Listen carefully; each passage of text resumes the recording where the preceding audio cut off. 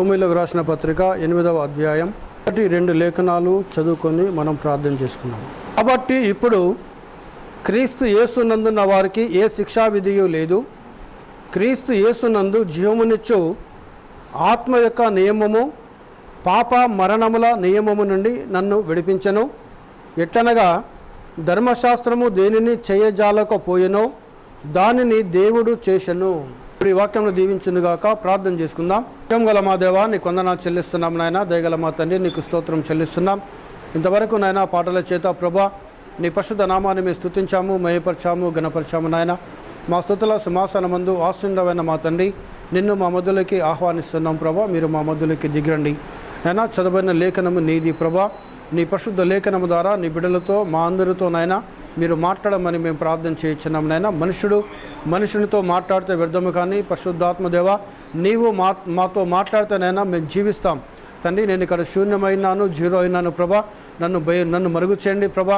పరిశుద్ధాత్ముడా మీరే దిగొచ్చి తండ్రి నీ వాక్యాన్ని విత్తమని మేము ప్రార్థన చేయించున్నాం. ప్రతి విశ్వాస యొక్క హృదయంలో ప్రభా, ప్రతి కుమారుని యొక్క హృదయంలో నీ వాక్యాన్ని విత్తి నాయన దానికి నీరు కట్టి నీ వెలుగును ప్రసరింపజేసి తండ్రి ఆ వాక్యము ప్రభా మరి మొలకెత్తి ప్రభా నాయన నీవు మధ్యాకాశంలోకి వచ్చినప్పుడు నిన్ను ఎదుర్కొనే విశ్వాసమును, నిన్ను ఎదుర్కొనే నమ్మకమును, నిన్ను ఎదుర్కొనే శక్తిని బిడ్డల జీవితాల్లో హృదయాల్లో దేవా పరిశుద్ధాత్ముడా మీరు పుట్టించమని మేము ప్రార్థన చేయించున్నాం. జీవాధిపతి మా పరమ తండ్రి, నీ ఘననామాన్ని బట్టి ప్రభా నీకు ఎల్లేని వందనములు చెల్లించుకుంటున్నాం నాయన. మరొకసారి ప్రభా వాక్యమును దీవించుతండి, మీరు ఆస్వాదించుతండి. మీ నామాన్ని మహిమ పొందుకోమని మా ప్రభును మా రక్షకుడైన యేసు క్రీస్తు పరిశుద్ధ నామములో ప్రార్థిస్తున్నాం తండ్రి, ఆమేన్. దయచేసి కూర్చుందాం. హల్లెలూయా, హల్లెలూయా. దేవుని పరిశుద్ధ నామానికి మహిమ కలుగునుగాక. కూడి వచ్చిన మిమ్మల్ని మీ కుటుంబాలను ప్రభు దీవించి ప్రభు ఆశీర్వదించునుగాక. ధర్మశాస్త్రము దేనిని చేయజాలకపోయెనో దానిని దేవుడు చేసెను. హల్లెలూయా, హల్లెలూయా. ఇక్కడ చూడండి, అపోస్తుడైన పౌలు రోమీయులకు రాసిన పత్రిక 8వ అధ్యాయం. కాబట్టి ఇప్పుడు క్రీస్తు యేసునందున్న వారికి ఏ శిక్షా విధియో లేదు. ఈరోజు ఎవరైతే యేసు క్రీస్తులో ఉంటారో, ఆయన కుమారులుగా ఆయన కుమార్తెలుగా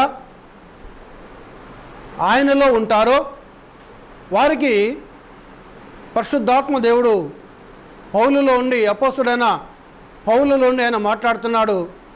వారికి ఏ శిక్షా విధి లేదు. దేవునికి స్తోత్రం, హల్లెలూయా. దేవుని నామానికి మహిమ కలుగునుగాక. చూడండి, ఇక్కడ క్రీస్తు యేసునందు జీవమునిచ్చు ఆత్మ యొక్క నియమము పాప మరణముల నియమము నుండి నన్ను విడిపించాను. యేసు క్రీస్తు జీవమునిచ్చే నియమం. యేసు క్రీస్తు ఎందుకు ఈ లోకానికి వచ్చాడనగా, తన ఎద్దుకు ఎవరైతే వస్తారో, తనను ఎవరైతే ప్రభువుగా అంగీకరిస్తారో, తనను ఎవరైతే రక్షకునిగా అంగీకరిస్తారో, తనను ఎవరైతే విశ్వాసం ఉంచుతారో, తన నామమందు భయభక్తులు కలిగి ఎవరైతే జీవిస్తారో వారిని విమోచించడానికి, వారిని విడిపించడానికి, అనగా సాతాను యొక్క బంధకములకు వెళ్ళి, సాతాను యొక్క శక్తిలోకి వెళ్ళి, పాతాళంలోకి వెళ్ళి, నరకములోకి వెళ్ళి, ఈ పాపయుక్తమైన లోకములోకి వెళ్ళి వారిని విడిపించడానికి యేసు క్రీస్తు ఈ లోకములకు దిగివచ్చాడు. దేవునికి మహిమ, హల్లెలూయా, హల్లెలూయా. దేవుని నామానికి ఘనత కలుగు. అందుకే ఇక్కడ ఏమంటున్నాడు, పాప మరణము నియమముల నుండి వారిని విడిపిస్తుంది. ఇక్కడ స్పష్టంగా అపోస్తలుడైన పౌలు మాట్లాడుతున్నాడు. ఆయన క్రీస్తు యేసునందు జీవమునిచ్చు ఆత్మ యొక్క నియమము పాప మరణముల నియమము నుండి నన్ను విడిపించెను పౌలు చెప్తున్నాడు. అపోస్తలుడైన పౌలు చెప్తున్నాడు. ఆయన గురించి మనం కొంచెం ధ్యానం చేసుకుంటే, ఆయన పరిసయ్యుల తెగకు సంబంధించిన వ్యక్తి. ఆయన బాల్యము నుండి గమాలియేలు పాదాల యొద్ద కూర్చొని దేవుని యొక్క ధర్మశాస్త్రమును క్షుణ్ణముగా అధ్యయనం చేసిన వ్యక్తి ఆయన. కానీ ఆసక్తి విషయంలో యూదా మతమునందు చాలా ఆసక్తి కలిగి జీవించిన వ్యక్తి ఆయన. అయితే అలాంటి ధర్మశాస్త్రము కింద, మోషే ధర్మశాస్త్రము కింద ఆయన జీవించాడు. ఆ ధర్మశాస్త్రం లోబడి జీవించాడు. కానీ పాపములోకి వెళ్ళి మరణములోకి వెళ్ళి ఆయనకు విమోచన లేదు. హల్లెలూయా. అందుకే ఇక్కడ పౌలు ఏమంటున్నాడు, ధర్మశాస్త్రము దేనిని చేయజాలకపోయెనో దేవుడు దానిని చేశాను. హల్లెలూయా. ఈరోజు ధర్మశాస్త్రము ఏదైతే చేయలేకపోయిందో, ధర్మశాస్త్రం ఏంటనగా యేసు క్రీస్తు యొక్క ఛాయ అనగా నీడ, యేసు క్రీస్తు యొక్క నీడ అయినది, ఛాయ. కాబట్టి ధర్మశాస్త్రం ఏం చెప్తుంది అనగా, నువ్వు ఈ విధంగా జీవించాలి, నీకొక నియమమును, నీకొక కట్టడాను, నీకొక విధిని, నీకొక ఆజ్ఞను ఇచ్చాడు. ఇక్కడ ఆజ్ఞ ఏం చేస్తానగా, ఆజ్ఞకు లోబడి జీవిస్తే ఆజ్ఞ నిన్ను బతికిస్తుంది, ఆజ్ఞను వ్యతిరేకిస్తే ఆజ్ఞ నిన్ను చంపివేస్తుంది. హల్లెలూయా. ఫర్ ఎగ్జాంపుల్ నేను చెప్తాను, ఆర్మీ ప్రతి దేశానికి మిలిటరీ ఉంటుంది. శత్రు దేశంతో యుద్ధం జరగడానికి ఈ మిలిటరీ వాళ్ళు పోయినప్పుడు ఒక బెటాలియన్ ఉంటుంది. ఆ బెటాలియన్కి ఒక కమాండర్ ఉంటాడు. కమాండర్ అనగా ఆజ్ఞాపించేవాడు తెలుగులో. శత్రువు యొక్క సైన్యం వస్తుంది, శత్రు దేశం యొక్క సైన్యం వస్తుంది. వచ్చినప్పుడు వాళ్ళు షూట్ చేస్తూ ఉన్నప్పుడు ఈ కమాండర్ యొక్క ఆజ్ఞ, కమాండర్ ఏం చేసినాక షూట్, ఫైర్ అంటాడు ఆయన. ఫైర్ అన్న వెంటనే ఈ సైనికులందరూ కూడా వాళ్ళ గన్లను ఫైర్ చేస్తుండాలి. ఫైర్ చేస్తూ ఉంటే శత్రువుల మీదకి వెళ్ళి శత్రువులు చనిపోవడం జరుగుతూ ఉంటుంది. దేవునికి స్తోత్రం. హల్లెలూయా. దేవుని నామానికి మేమెక్కలుగా. అక్కడ కొంతమంది, ఒక 100 మందికి కమాండర్ కావచ్చు, ఆ 100 మందిలో ఒక ఇద్దరు ఫైర్ అని కమాండర్ చెప్పిన వెంటనే వీళ్ళు ఫైర్ చేయలేదు అనుకోండి, ఈ కమాండర్ ఏం చేశాడు? వెనుక ఆయన మెచ్చుకుంటాడా? మెచ్చుకోడు వారిని. ఏం చేస్తాడైనా? ఈ కమాండర్ వీళ్ళను ఫైర్ చేస్తాడైనా. దేవునికి స్తోత్రం. హల్లెలూయా. ఎందుకంటే ఆ కమాండర్ ఆజ్ఞాపిస్తే ఆ ఆజ్ఞకు లోబడలేదు కాబట్టి వాళ్ళను కమాండర్ కాల్చివేస్తాడు. వాళ్ళను ఎందుకు కాల్చివేస్తాడంటే, వీళ్ళు ఫైర్ చేయకపోతే శత్రువు వీళ్ళను చంపివేసి ఈ కమాండర్ను కూడా చంపేస్తాడు. సో కమాండ్ అనే మాటకు అంత అధికారం ఉన్నది అక్కడ. ఇక్కడ ఆజ్ఞ అనగా కమాండ్. 10 కమాండ్మెంట్స్ అన్నాడు ఆయన. దేవునికి స్తోత్రం. హల్లెలూయా. చూడండి, ఆజ్ఞకు లోబడితే ఆజ్ఞను జీవింపజేస్తుంది, ఆజ్ఞను వ్యతిరేకిస్తే ఆజ్ఞ ద్వారా నీవు చంపివేయబడతావు. దేవునికి స్తోత్రం. హల్లెలూయా. అందుకే ధర్మశాస్త్రము దేనిని చేయజాలకపోయెనో దేవుడు దాన్ని చేశాడు. దేవునికి స్తోత్రం. హల్లెలూయా. ఇక్కడ దేవుడు ఎవరైనాడు? అవునా కదా? వాస్తవేనా? బైబిల్ చెప్తుంది, పౌలు చెప్తున్నాడు. ఏదైతే ధర్మశాస్త్రం చేయాలనగా ఇశ్రాయేలు ప్రజల గురించి మనం ఒక ప్రవక్త ఇక్కడ మోషే గురించి అయిన క్రీస్తులో విశ్వాస స్థానం అనే వర్తమానంలో వాస్తవానికి మోషే విమోచకునిగా జన్మించాడు. ఐగుప్తు దేశంలో ఐగుప్తు యొక్క పరిపాలన కింద మోషే ఉన్నాడు. వాళ్ళకు స్వేచ్ఛ ఇవ్వాలని, వాళ్ళకు స్వతంత్రం ఇవ్వాలని మోషే తలంచాడు. కానీ సమయం వచ్చేంత వరకు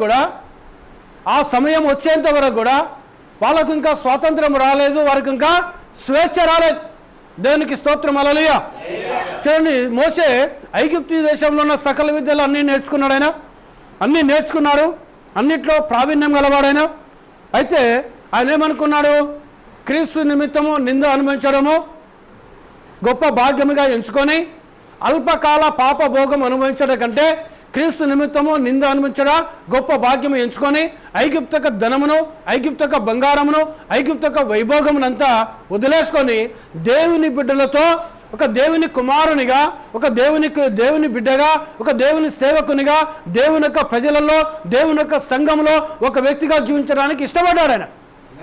కానీ ఆయనకు నేర్పించబడింది అనగా ఆయన ఏం చేస్తే నేర్పించబడ్డాడు ఆయన కనుక విమోచకునిగా ఆయన జన్మించాడు. ఆయన నీ ద్వారా నువ్వు ఫరో యొక్క కుమారునిగా నువ్వు పెంచబడుతున్నావు కాబట్టి నీ ద్వారా మన బానిసత్వములకు విమోచన కలుగుతుందని నేర్పించబడ్డాడు. ఒక సమయం వచ్చింది, ఒక ఐగుప్తీయుడు ఇశ్రాయేలుని కొడుతున్నాడు. ఆయన మోషే పోయాడు, ఐగుప్తుని చంపేశాడు, ఇసుక తీశాడు, ఇసుకలో పాతి పెట్టాడు. దేవునికి స్తోత్రం. హల్లెలూయా. ఆయన అనుకున్నాడు, ఆయన నా ద్వారా విమోచన రాబోతుందని అనుకున్నాడు. ఆయన చూడండి, ఒక్క దెబ్బతోనే అతన్ని చంపేశాడు, ఇసుకలో పాతి పెట్టాడు. ఒక భయం వచ్చేసింది ఆయనకు. భయం వచ్చేసి ఉన్నాడు ఆయన. తర్వాత మళ్ళీ కొన్ని దినములైన తర్వాత ఇద్దరు ఇశ్రాయేలీయులు ఒకరినొకరు కొట్టుకుంటున్నారు. అప్పుడు మోషే ఏమంటున్నాడు, మీరు సహోదరులు కదా, మీరు ఇశ్రాయేలీయులు కదా, మీరెందుకు ఒకరొకరు పోట్లాడుకుంటున్నారు, ఒకరినొకరు కొట్టుకుంటున్నారని అడిగితే అందులో ఒక వ్యక్తి అన్నాడు, పోయిన కొన్ని దినముల క్రితము ఐగుప్తుని చంపి అతన్ని ఇసుకలో పాతిపెట్టిన ప్రకారముగా నువ్వు నన్ను కూడా మమ్మల్ని కూడా చంపుదామనుకుంటున్నావా అని అనేసరికి ఈ విషయము ఫరోకు తెలిస్తే ఫరో నన్ను చంపుతాడు అనే భయముతో ఐగుప్తు దేశమును వదిలేసి ఆయన ఎక్కడికి వచ్చేసాడు? ఆయన ఇత్రో అనే తన మామ యొక్క మందను మేపే ఆ దేశానికి వెళ్ళొచ్చేసాడు ఆయన. దేవునికి స్తోత్రం, హల్లెలూయా. ఆయన ఏం తలంచాడు? ఆయన నా ద్వారా విమోచన రాబోతుంది, నేను ఇశ్రాయేలు ప్రజలను విమోచిస్తాను, నా బలము చేత, నా శక్తి చేత, నా అధికారము చేత, నాకున్న పరాక్రమం చేత నేను విమోచిస్తాను అనుకున్నాడు. కానీ ఆయన బలము పని చేయలేదు, ఆయన శక్తి పని చేయలేదు, ఆయన పరాక్రమంగా అక్కడ పని చేయలేదు. దేవునికి స్తోత్రం, హల్లెలూయా. దేవుని నామానికి మేమే కలుగును గాక. దేని చేత విమోచించబడాలి? దేవుని యొక్క ఆత్మ చేత. హల్లెలూయా, ప్రైజ్ ది లార్డ్. ఈరోజు ఒక పాపికి విమోచన ఎలా జరుగుతుందనగా దేవుని యొక్క రక్తము చేత, దేవుని యొక్క ఆత్మ చేత పాపి విమోచించబడాలి. అందుకే ఇక్కడ ఏం చెప్తున్న అపోస్తలుడైన పౌలు, క్రీస్తు యేసునందున్న జీవము యొక్క ఆత్మ నియమమును బట్టి పాప మరణము నియము నుండి నన్ను విమోచించాడు. ఈరోజు మానవాళికి యేసు క్రీస్తు లేకుండా, యేసు క్రీస్తు యొక్క రక్తము లేకుండా, యేసు క్రీస్తు యొక్క ఆత్మ లేకుండా ఒక పాపికి విమోచన లేదు. దేవునికి స్తోత్రం, హల్లెలూయా. వాళ్ళు అనుకున్నారు, ఇక్కడ చూడు మోషే అనుకున్నాడు, ఆ సందర్భం వచ్చేసింది, ఆయన పారిపోయాడు. ఆయన ఇక మరి ఎవరిది విమోచించాలి? నిర్గమకాండం 3వ అధ్యాయంలోకి వెళ్ళి మనం చూస్తే దేవుడు దిగివచ్చాడు. ఆయన దేవునికి స్తోత్రం, హల్లెలూయా. దేవుడే దిగివచ్చాడు. దేవుని నామానికి మేము కలుగును గాక. ఆ యొక్క ఇత్రో అనే తన యొక్క మామ యొక్క గొర్రెల మందను మోసే మేపుతున్నప్పుడు, ఆ హోరేబు అనే కొండ యొద్ద ఆ గొర్రెలు మేపుతున్నప్పుడు మోసే యొద్దకు దేవుడు దిగివచ్చి ఆ పొద చుట్టూ పొద మండుతున్నది కానీ కాలిపోతలేదు పొద. ఈ వింత ఏంటిదో నేను చూద్దామనుకున్నాడు ఆయన. ఇదేదో పొద చుట్టమో మంట మండుతా ఉన్నది కానీ ఆ చెట్టు కాలిపోతలేదు, ఆ పొద కాలిపోతలేదు. దేవునికి స్తోత్రం, హల్లెలూయా. ఈరోజు ఒక పాపి యొక్క జీవితంలోకి ప్రభువైన యేసుక్రీస్తు నామములో బాప్తిసం తీసుకున్న తర్వాత, దేవుని సేవకుడు చేపట్టి ప్రార్థించిన తర్వాత దేవుని యొక్క ఆత్మ దిగి వచ్చి, దేవుని యొక్క అగ్ని దిగి వచ్చి అతనిలో ఉన్న పాపాన్ని కాల్చివేస్తుంది కానీ మనిషిని కాల్చదు. అక్కడ చెట్టు చుట్టూ మంట మండుతోంది కానీ ఆ చెట్టు కాలిపోతలేదు అక్కడ. ఈరోజు పరిశుద్ధాత్మ అగ్ని మీద దిగొచ్చినప్పుడు, పరిశుద్ధాత్మ అగ్ని హృదయంలో ఉన్నప్పుడు నీ శరీరంలో, నీ ఆత్మలో, నీ మనసులో, నీ ఆలోచనలో, నీ తలంపులలో, నీ ఊహలలో ఉన్న పాపాన్ని కాల్చివేస్తాడైనా.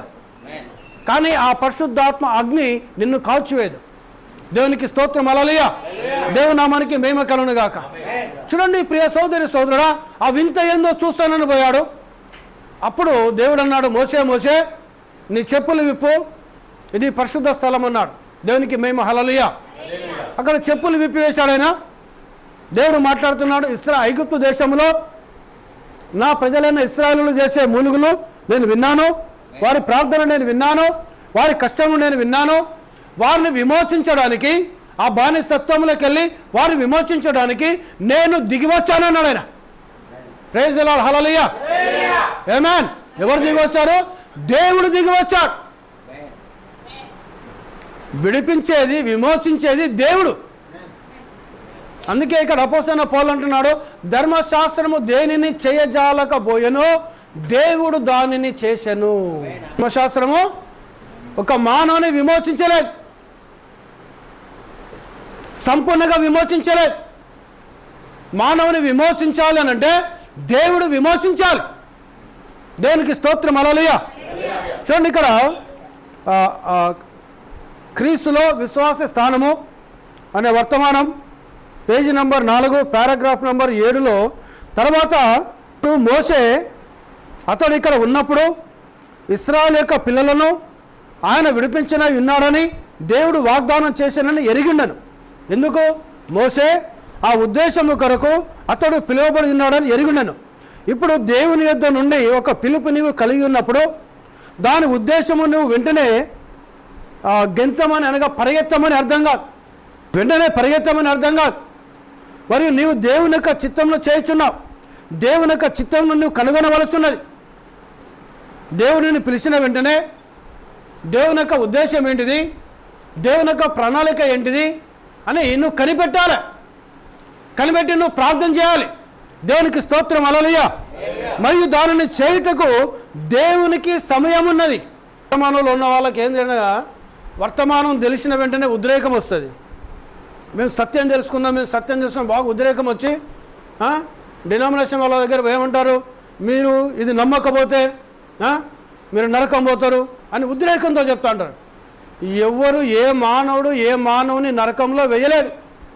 దేవునికి స్తోత్రం, హల్లెలూయా, హల్లెలూయా. ఏ మనిషిని నరకంలో వేయలేడు.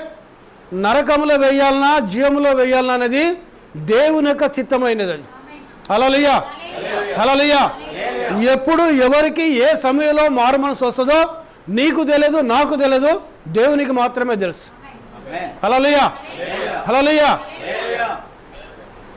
కొన్ని సంవత్సరాలు కావచ్చు, వృద్ధాప్యంలో రావచ్చు, మధ్య వయస్సులో రావచ్చు. ఆయన దేవుని యొక్క ప్రణాళిక, దేవుని యొక్క సంకల్పం, దేవుని యొక్క ఉద్దేశం ఆ వ్యక్తిని ఎప్పుడు తాకాలో అప్పుడు మాత్రమే దేవుడు తాకుతాడు. ఆయన హల్లెలూయా. అంతే తప్ప మనము దేవుడు ఆ వ్యక్తితో మాట్లాడేంత వరకు, దేవుడు ఆ వ్యక్తిని సంధించేంత వరకు, దేవుడు ఆ వ్యక్తికి మార్మోన్స్ ఇచ్చేంత వరకు ఆ వ్యక్తి కొరకు మనము ప్రార్థించాలి. హల్లెలూయా, హల్లెలూయా. ఆ వ్యక్తి కొరకు మనం ఏం చేయాలని ప్రార్థన చేయాలి. ఇక్కడ చూడండి, కనిపెట్టి ప్రార్థించాలి. మోషే కూడా ఏం చేయాలైనా కనిపెట్టి దేవునికి ప్రార్థన చేయాలైనా. దేవునికి స్తోత్రం, హల్లెలూయా. మంచిది. ఇశ్రాయేలు యొక్క పిల్లలు అర్థం చేసుకున్నది. ఇప్పుడు నేను వారి విమోచకుడునయ్యుందును అని మోషే తలంచాడంట. మోషే ఏం తలంచాడైనా, ఇశ్రాయేలు ప్రజలు అర్థం చేసుకుంటారు, నేను వారి విమోచకుడునయ్యుంటాను అని తలంచాడాయన. కావున అది చేయుటకు అతడు ఆరంభించి మరియు అతడు ఒక మనిషిని చంపివేశాను. ఇందాక మనం మాట్లాడుకుందాం. ఆయన ఆరంభించాడాయన, ఒక ఐగుప్తుని చంపివేశాడాయన. మరియు అతడు దానిని కనుగొనెను. ఇశ్రాయేలు యొక్క పిల్లలు అర్థము చేసుకోనలేదు. అక్కడ ఒక మనిషిని చంపడం ద్వారా విమోచన రాలే. హల్లెలూయా. వస్తుందా? రాదు. మనిషికి ఏం కావాలి? మారు మనసు, పాప క్షమాపణ కావాలి అక్కడ. హల్లెలూయా. మొదట వ్యక్తి యొక్క మనసు మారాలి. నా కోసము యేసయ్య లోకానికి వచ్చాడు, నా కోసము దేవుడు తన కుమారుని లోకానికి పంపించాడు. లేదా ఇంకా మనం లోతుగా చూసుకుంటే దేవుడే శరీరధారి వచ్చి నా కోసము తన ప్రాణాన్ని పెట్టాడు. ఆయన రక్తము చేత నా విమోచన, ఆయన రక్తం కిందికి నేను వెళ్ళాలి, ఆయన రక్తంలో నేను కడగబడాలి, ఆయన నామాన్ని నేను ధరించుకోవాలి అన్నొక రీపెంటెన్స్, అన్నొక ప్రత్యక్షత వచ్చినప్పుడు అప్పుడు దేవుడు ఆ వ్యక్తిని విమోచించడము ప్రారంభిస్తాడు. ఇది ఎవరు చేసే పని అనగా ఇది దేవుడు చేసే పని. హల్లెలూయా. ఇది మానవులమైన మనం చేసే పనిగా. ఆయన ఐగుప్తుని చంపితే విమోచన వస్తుంది అనుకున్నాడు, కానీ రాలేదు. తర్వాత ఆ స్వేచ్ఛ ఇశ్రాయేలు పిల్లల కొరకు కాదని అనుకొనుచు అతడు కలిగి ఉండిన శక్తినంతటిని మరియు సమస్తమును నిరీక్షణను మోసే కోల్పోయాడు. ఆయన వయసు ఎంత? 40 సంవత్సరాలు. పెళ్ళి కాలే మోసేకప్పటికి. ఐగుప్తుని చంపాను కదా, ఇక నేను విమోచిస్తాను వీళ్ళని అనుకున్నాడు ఆయన. కానీ అక్కడ జరగలే. సమయం రాలే, ఇంకా దేవుడు ఏర్పాటు చేసిన సమయం రాలే. దేవునికి మేమే కలను గాక. ఆయన నిరీక్షణ కూడా కోల్పోయాడు. ఏం చేశాడు ఆయన? ఇది ఫరోకు తెలిస్తే ఫరో నన్ను చంపుతాడని భయపడి ఎడారి దేశానికి పారిపోయాడు ఆయన. దేవునికి మహిమ, హల్లెలూయా. ఒకానొక రోజు ఒక మండుచున్న పొదలో దేవుడు అతన్ని కలుసుకునేంత వరకు వచ్చింది. మండుచున్న పొదలో దేవుడు అతన్ని కలుసుకునేంత వరకు అనగా అతడు ఐగుప్తును వదిలిన సమయం 40 సంవత్సరాలు, మండుచున్న పొదలో దేవుడు ఆయన కలుసుకున్న సమయము 80 సంవత్సరాలు. హల్లెలూయా. అంటే ప్రవక్త బ్రదర్ బ్రాహ్మణం అంటాడు, మోషేలో ఉన్న ఐగుప్తు యొక్క జ్ఞానాన్ని తీసివేయడానికి, మోషేలో ఉన్న ఐగుప్తు యొక్క తెలివిని తీసివేయడానికి, మోషేలో ఉన్న ఐగుప్తు యొక్క సకలమైన పాండిత్యము విద్యను తీసివేయడానికి 40 సంవత్సరాలు పట్టింది. 40 సంవత్సరాలు ఆయన తన మామ ఆయన ఇత్రో యొక్క మందను, గొర్రెల మందను మేపడం ప్రారంభించాడు. ఆయన ఎక్కడ ఉన్న వ్యక్తి ఎక్కడికి పోయింది ఆయన, అవునా కదా? ఐగుప్తు దేశంలో ఎలా ఉండాలైనా? రాజుగా ఉండాలైనా. దేవునికి స్తోత్రం, హల్లెలూయా. అందుకే సకల విద్య నేర్చుకున్నాడు ఆయన. కానీ ఎక్కడ పోయింది ఆయన? రాజ సింహాసనమైన బంగారు వస్త్రములు, పట్టు వస్త్రములు, ఇలాంటి శ్రేష్టమైన వస్త్రాలు ధరించుకొని రాజుగా సింహాసనం కూర్చోసుకున్న వ్యక్తిని తీసుకొని దేవుడు ఎక్కడ తీసుకుపోయాడు? గొర్రెల మధ్యలో పెట్టి గొర్రెలను మేపడం ప్రారంభించాడు ఆయన. ఇక దేవుని ఆలోచన ఇలా ఉంటుంది. మన ఆలోచన ఒకటి ఉంటే దేవుడు ఒక ఆలోచన ఉంటుంది. మన ఉద్దేశం ఉంటే దేవుని ఉద్దేశం ఒకటి ఉంటుంది. మన తలంపులు ఒక విధంగా ఉంటే దేవుని తలంపులు ఒక విధంగా ఉంటాయి. దేవునికి స్తోత్రం, హల్లెలూయా. దేవుని నామానికి మహిమ కలుగును గాక. చూడండి, ఆ మండుచున్న పొద యొద్దకు వచ్చి అప్పుడు దేవుడు మాట్లాడాడు, ఇశ్రాయేలు ప్రజలైన నా ప్రజలకు మూలుగులను నేను విని ఉన్నాను. అప్పుడు వయసు ఎంత అయినది? 80 సంవత్సరాలు. దేవునికి స్తోత్రం, హల్లెలూయా. స్వేచ్ఛ యొక్క తలంపులన్నిటినీ అతడు కోల్పోయాడు. అప్పటికి నేను ఇశ్రాయేలు ప్రజలకు స్వేచ్ఛను తీసుకొస్తాను అన్న ఆలోచన మర్చిపోయాడైనా, వాళ్ళని విడిపిస్తాడనే ఆలోచన మర్చిపోయాడైనా. మరియు అతడు ఖచ్చితంగా దేవుని సమయం అలాగ వచ్చినప్పుడు అప్పుడు ఆయన తన ప్రణాళికలన్నిటినీ మోషేకు బయలుపరిచాడైనా. ఆ సమయం దేవుడు ఎన్నుకున్న ఆ సమయం వచ్చేంత వరకు కూడా దేవుడు ఆగి, ఆ సమయం వచ్చిన వెంటనే దేవుడు దిగివచ్చి తన ప్రణాళిక మొత్తం కూడా దేవుడు మోషేకు బయలుపరిచాడు. దేనితోటి విమోచించడానికి వెళ్తున్నాడు ఆయన? మన్నుచున్న పొద దగ్గర దేవుడు మాట్లాడాడు. గొర్రెల మందను తీసుకొని మళ్ళీ మామ దగ్గరికి, ఇత్రో దగ్గర పోయాడు. తన భార్యను, తనకు అప్పటికే కొడుకు పుట్టాడు, ఎండబెట్టుకొని ఐగుప్తు దేశాన్ని పోతాను మామ అని చెప్పాడు. దేనికి పోతున్నావు నువ్వు అక్కడికి అంటే, నువ్వు అక్కడికి వెళ్ళే వచ్చావు కదా అని మళ్ళీ ఆయన ఈ విషయాలన్నీ చెప్తున్నాడు. అప్పుడు ఆయన అన్నాడు, దేనితో నువ్వు విమోచించబోతున్నావు అనగా, ఈ కర్రను పట్టుకొని పోతానన్నాడు ఆయన. అప్పుడు తన మామ ఎగతాళి చేశాడు. అప్పటి వరకు ఆ కర్రతో గొర్రెలను మేపాడు. ఆ కర్రను దేవుడు అభిషేకించాడు. ఆ కర్ర దేవుని కర్రగా మార్చబడింది. దేవునికి స్తోత్రం, హల్లెలూయా. ఆ కర్రను పట్టుకొని పోయాడు. ఐగుప్తులో గొప్ప అద్భుతాలు చేశాడు ఆయన.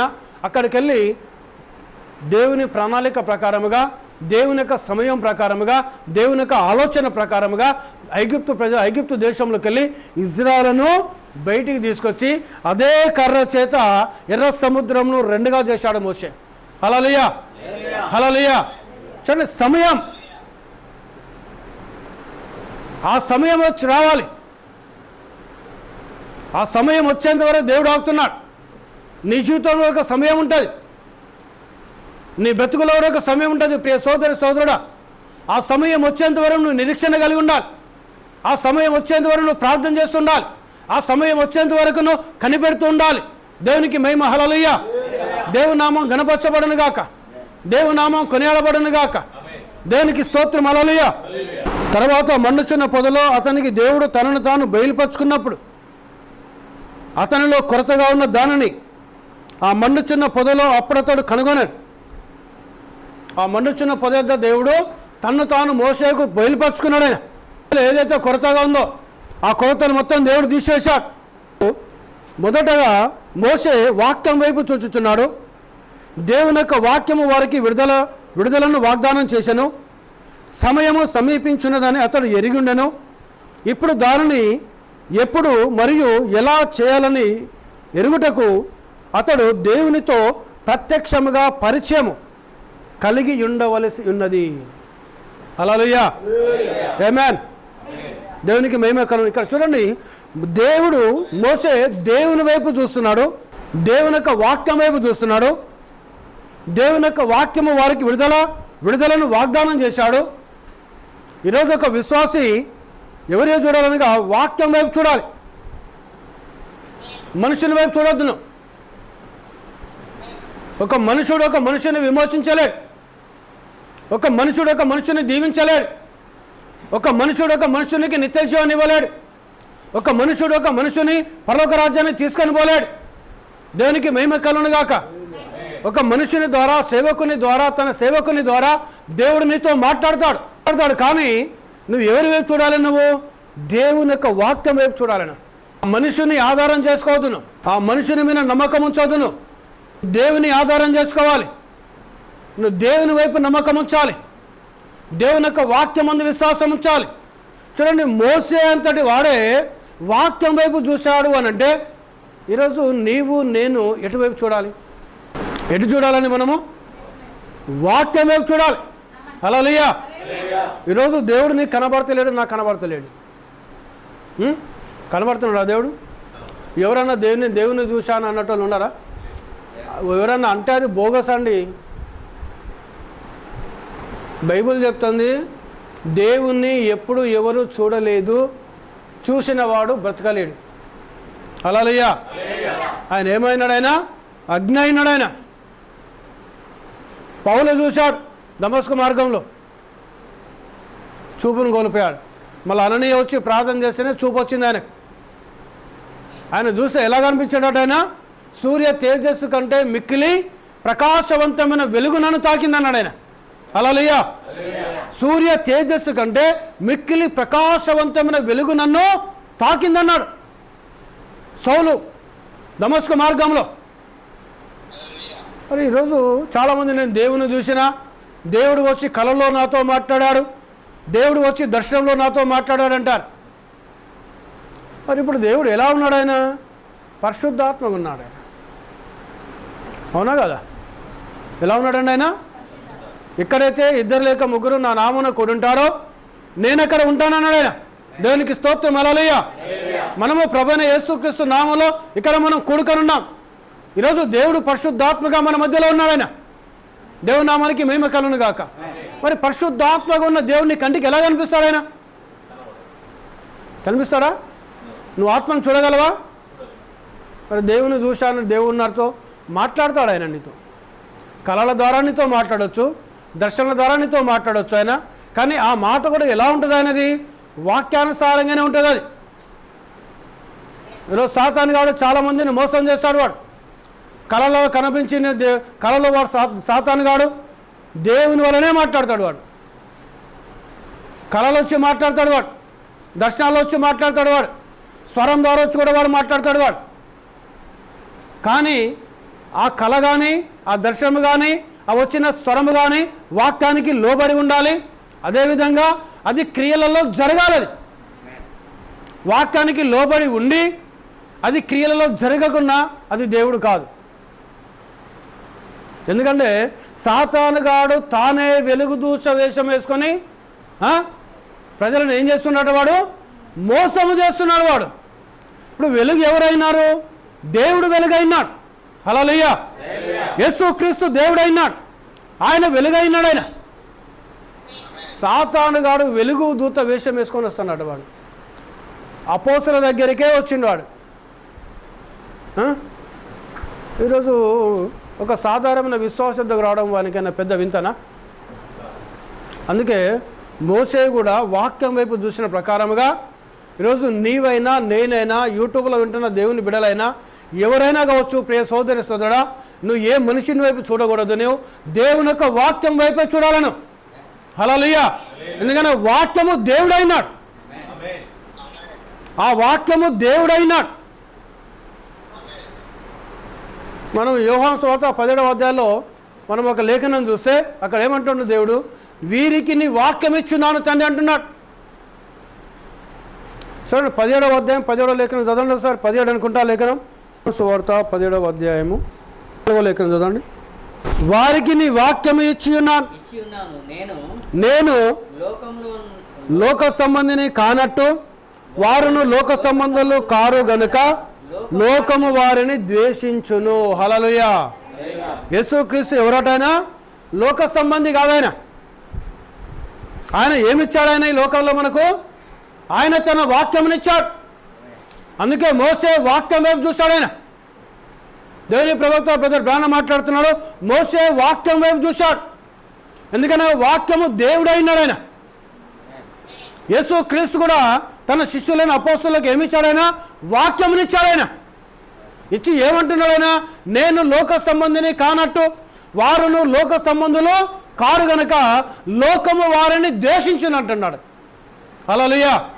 నువ్వు ఎప్పుడైతే వాక్యం ఆధారం చేసుకుంటావో, నువ్వు ఎప్పుడైతే వాక్యం వైపు చూస్తావో, నువ్వు ఎప్పుడైతే వాక్యం ఆధారం చేసుకొని నీ జీవితాన్ని వాక్యం అనే బండ మీద కట్టుకుంటావో, లోకం నిన్ను ద్వేషిస్తుంది. ఏం చేస్తాడు? నిన్ను ద్వేషిస్తుంది. సాతాను గాడు లోకము ద్వారా వచ్చి నిన్ను ప్రలోభ పెట్టడం ప్రారంభిస్తాడు. లోకం నిన్ను ద్వేషిస్తాయి, నిన్ను లోకమంతా వ్యతిరేకిస్తాయి. లోకం అంటే ఎవరు? ఆకాశం భూమి కాదు, నీ ఇంటి వారే, నీ బంధువులే, నీ స్నేహితులే, నీ ఇరుగు పొరుగు వారే. హల్లెలూయా. వాళ్ళు ఏం చేస్తారు? వాళ్ళు నిన్ను ద్వేషిస్తారు. వారు నీకు వ్యతిరేకంగా నిలబడతారు. వారు నీకు వ్యతిరేకంగా మాట్లాడతారు. దేవునికి మహిమ. హల్లెలూయా, హల్లెలూయా. దేవుని నామానికి ఘనత కలుగును గాక. చూడండి, ఆయన లోక సంబంధి కాదు. ఆయన దేవుడు ఎక్కడ కూడా యేసుక్రీస్తు లోక సంబంధి కాదు. నువ్వు దేవుని కుమారుడవైతే, నువ్వు దేవుని కుమార్తెవైతే, ప్రియ సోదరుడా, నీవు కూడా లోక సంబంధంగా నీ జీవితం ఉండకూడదు. ఇంకా నీ జీవితం లోక సంబంధంగా ఉంటుంది అని అంటే నువ్వు గుర్తుంచుకో, దేవునికి మహిమ కలుగును గాక, నీకు సంపూర్ణమైన విమోచన కలగలేదు నీకు. అందుకే ఇక్కడ చూడండి, అపోస్తలుడైన పౌలు అంటున్నాడు. ఆయన పౌలు ఎఫెసీలో రాసిన పత్రిక 1వ అధ్యాయం 1వ వాక్యం. దేవుని చిత్తము వలన క్రీస్తు యేసు అపోస్తలుడైన పౌలు ఎఫెసులోనున్న పరిశుద్ధులను క్రీస్తు యేసునందు విశ్వాసులైన వారికి శుభమని చెప్పి రాయునది. ఇక్కడ చూడండి, ఇక్కడ అపోస్తలుడైన పౌలు అంటున్నాడు, ఎఫెసులోనున్న పరిశుద్ధులను క్రీస్తు యేసునందు విశ్వాసులైన వారికి. హల్లెలూయా. ఎక్కడ నీ విశ్వాసం ఎక్కడ ఉండాలి? నువ్వు యేసు క్రీస్తులోని విశ్వాసం ఉండాలని. అంతేనండి. ఆయన ఎవరికి రాస్తున్నాడైనా? క్రీస్తు యేసులో ఎవరైతే ఉన్నారో వాళ్ళతో మాట్లాడుతున్నాడైనా. అందుకే ఇక్కడ రోమా పత్రికలు కూడా ఆయన ఏమంటున్నాడు? ఇప్పుడు క్రీస్తు యేసునందున్న వారికి ఏ శిక్షా విధియో లేదు. హల్లెలూయా, హల్లెలూయాలోనున్న పరిశుద్ధులను క్రీస్తు యేసునందు విశ్వాసులైన వారికి శుభమని చెప్పి రాయినది. నువ్వు ఎప్పుడైతే క్రీస్తు యేసులోని ఉంటావో, మన తండ్రి అయిన దేవుని నుండి, ప్రభు అయిన యేసు క్రీస్తు నుండి మీకు కృపయు సమాధానమును కలుగునుగాక. హల్లెలూయా. ఎక్కడ ఉంటే వస్తుంది నీకు? నేను సంఘంలో ఉన్నా, దేవుని కృప నా మీదకి వస్తుంది. నేను సహవాసంలో ఉన్నా, దేవుని కృప నా మీదకి వస్తుంది. ఇక్కడ చూడండి, ఇక్కడ ఈ లేఖనాలు నేను చెప్పే మాటలు ఇక్కడ దేవుని ప్రవక్త మాట్లాడుతున్నాడు. సంఘంలో ఉంటే నీ మీదకి దేవుని కృప రాదు. నేను ప్రతి ఆదివారం చర్చికి వెళ్తున్నా, దేవుని కృప నీ మీదకి రాదు.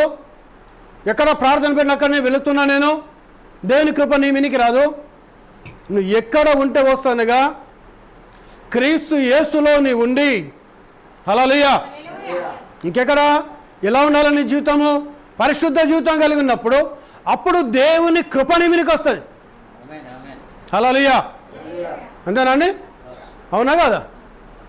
నువ్వు యేసు క్రీస్తులోని ఉండక, యేసు క్రీస్తులోని నివాసము చేయక, యేసు క్రీస్తుతో నువ్వు ఫెలోషిప్ చేయక, యేసు క్రీస్తులో నీ జీవితాన్ని కట్టుకోక, నువ్వు ఎంత పెద్ద చర్చికి వెళ్ళినా ఆడ 1,00,000 మంది ఉన్నా, 10 లక్షల మంది ఉన్నా, 1000 మంది ఉన్నా, 500 మంది ఉన్నా, 10 మంది ఉన్నా, 2 ఉన్నా, 3 ఉన్నా, నువ్వు యేసు క్రీస్తులో గనుక నువ్వు లేకపోతే దేవుని కృప నీ మీదకి రాదు. ఇక నేను చెప్పటం లేదు. అపోస్తలుడైన పౌలు ఎఫెసీయులో రాసిన పత్రిక 1వ అధ్యాయము 1-2 లేఖనాల్లో మాట్లాడుతున్నాడు ఆయన. హల్లెలూయా. మళ్ళీ చదువుతా చూడండి. ఎఫెసులోనున్న పరిశుద్ధులను క్రీస్తు యేసునందు విశ్వాసులైన వారికి. హల్లెలూయా. ఎవరికి నువ్వు విశ్వాసి కావాలి? యేసు క్రీస్తుకు నువ్వు విశ్వాసి కావాలను. హల్లెలూయా. కొంతమంది నా విశ్వాసం అండి ఈయన అంటాడు. అవునా కదా? వీళ్ళు నా విశ్వాసం అండి. నువ్వు రక్తం కలిసినావా ఆయన కొరకు? వీళ్ళు నా విశ్వాసులు బ్రదర్. ఈ భూమిన నీవు నా విశ్వాసం నేనన్నా వేరే వాళ్ళన్నా ఎవరు అన్నా వాళ్ళకు వచ్చే ఆశీర్వాదం అంటూ ఏమీ లేదు. ఎవరికి విశ్వాసంగా ఉండాలి?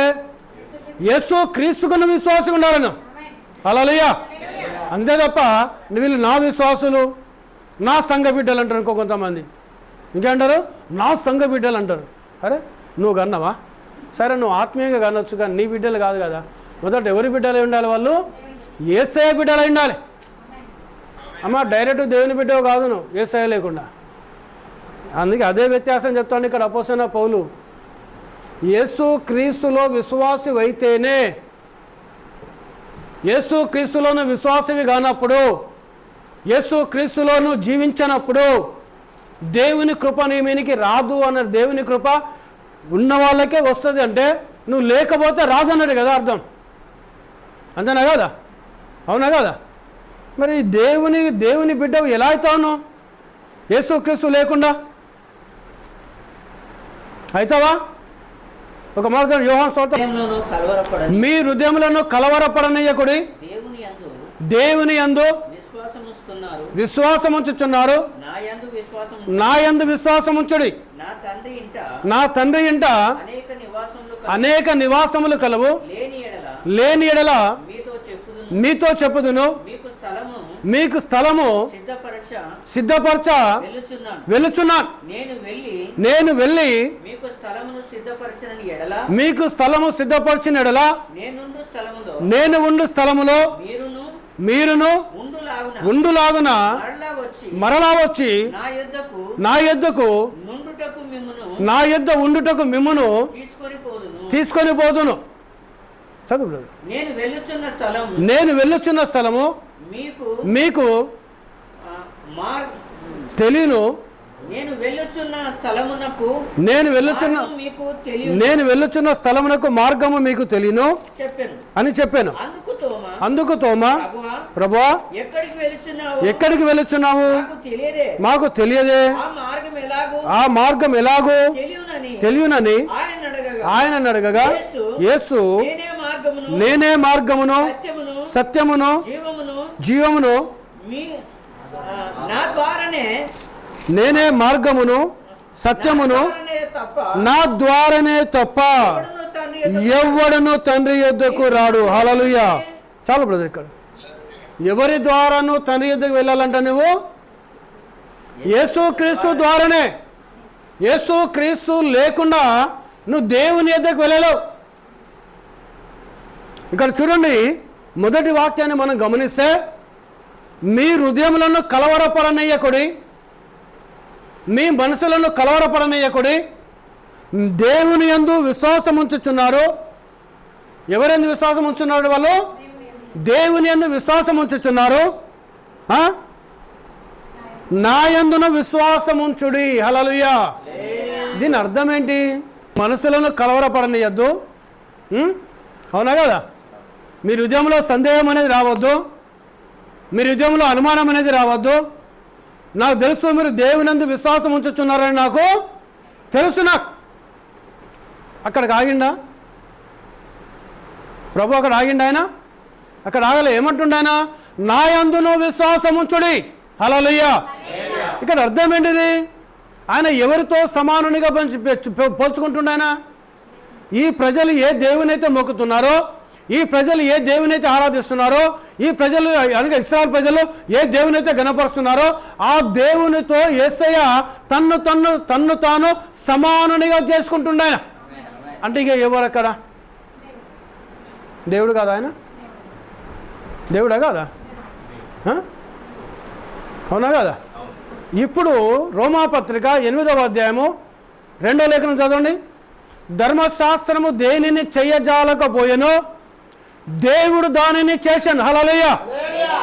ధర్మశాస్త్రం ఏం చేయలేకపోయింది? ఒక పాపిని సంపూర్ణంగా విమోచించలేకపోయింది, ఒక పాపిని సంపూర్ణంగా పరిశుద్ధులు చేయలేకపోయింది, ఒక పాపిని సంపూర్ణంగా నీతిమంతుని చేయలేకపోయింది, ఒక పాపిని సంపూర్ణంగా పరలోక రాజ్య కుమారునిగా చేయలేకపోయింది. కానీ ఎవరు చేశారు? అది దేవుడు చేశాడు. హల్లెలూయా. మరి దేవుడు ఎలా చేయగలడు? ఎలా చేయగలడండి దేవుడు? ఎవరు దేవుని చూడలేదు కదా, చూసినాడు ఎవడు బతకాడు కదా దేవుణ్ణి. హల్లెలూయా, హల్లెలూయా. అంతేనా కదా? వాస్తవమా కదా? మరి దేవుడు ఎలా చేస్తాడు? ఇక్కడ పౌలు ఎవరిని దేవుడు అని చెప్తున్నాడు? ఆయన చేసింది ఎవరు? విమోచన క్రయధనముగా తన ప్రాణాన్ని అర్పించింది ఎవరు భూమిన? ఎవరండి? యేసుక్రీస్తే కదా? అవునా కదా? యేసుక్రీస్తే కదా? మొదటి ఆదాము ద్వారా పాపం ఈ లోకంలోకి వచ్చింది, రెండవ ఆదాము ద్వారా మనుషులకు విమోచన వచ్చింది, నిత్య జీవం వచ్చింది. ఈ రెండవ ఆదాము ఎవరంటున్నాడు అపోస్తలుడైన పౌలు? ప్రభు అయిన యేసుక్రీస్తు అంటున్నాడు. హల్లెలూయా. మొదటి ఆదాము ద్వారా పాపం వచ్చింది లోకానికి. పాపానికి పరిహారం చెల్లించాలంటే ఏం కావాలి? రక్తం కావాలి. అందుకే పాత నిబంధనలో కోడెల రక్తము, గొర్రెల రక్తము, మేకల రక్తము, పొట్టేల రక్తము, ఎద్దుల రక్తము మానవుని పాపానికి పరిహారము చెయ్యదు. కాబట్టి దేవుడు తానే శరీరధారి రెండవ ఆదాముగా ఈ లోకంలోకి వచ్చి మానవాళిక పాపము నిమిత్తము తన సొంత రక్తమును చిందించాడు ఆయన. హల్లెలూయా. ఈ లేఖనం కావాలంటే అపోస్తల కార్యములు 26వ అధ్యాయము, 20వ అధ్యాయము, అపోస్తల కార్యములు 20వ అధ్యాయము 28వ లేఖనం చదవండి ఒకసారి.